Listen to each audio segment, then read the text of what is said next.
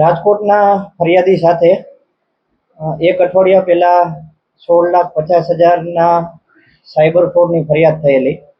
Share બજારમાં મોટો નફો કમાવાની લાલચ આપીને ફિનવોલ્ટ નામની ખોટી એપ્લિકેશન ડાઉનલોડ કરાવીને તેમની સાથે અલગ અલગ બેંક એકાઉન્ટમાં રોકાણ કરાવવામાં આવેલું હતું, જેમાં બે બેંક એકાઉન્ટ ગોંડલના પરેશ ગોવિંદભાઈ મકવાણા અને મોનેક મહેશદાસ દુધરેજિયા ની ધરપકડ કરવામાં આવેલી છે. બંને ઈસમોએ પોતાના બેંક એકાઉન્ટમાં સાયબર ફ્રોડના નાણાં મેળવી પોતાનું કમિશન રાખીને સાયબર ફ્રોડ આચરવામાં મદદગારી કરેલી છે. આ બંને આરોપીઓની તપાસ દરમિયાન જાણવા મળ્યું છે કે એક આરોપી વિરુદ્ધ ભારતમાં અલગ અલગ 17 જગ્યાએથી અને બીજા આરોપી વિરુદ્ધ ભારતમાં અલગ અલગ 3 જગ્યાએથી કમ્પ્લેન નોંધાયેલી છે.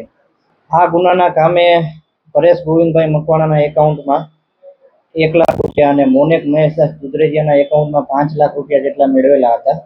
અને આ બંને ઈસમોએ આખા ભારતમાંથી પોતાના એકાઉન્ટમાં 56 લાખ અને 61 લાખ જેટલી રકમ મેળવેલી છે.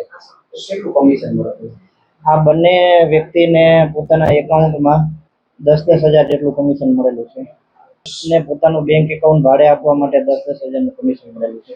બંને આરોપીએ પોતાનું બેંક એકાઉન્ટ ખોલાવીને ગોંડલના એક મહિલા ધર્મિષ્ઠાબેન યાદવ કરીને જેનું નામ ખુલ્યું છે, એમને પોતાની કીટ આપી દીધી હતી.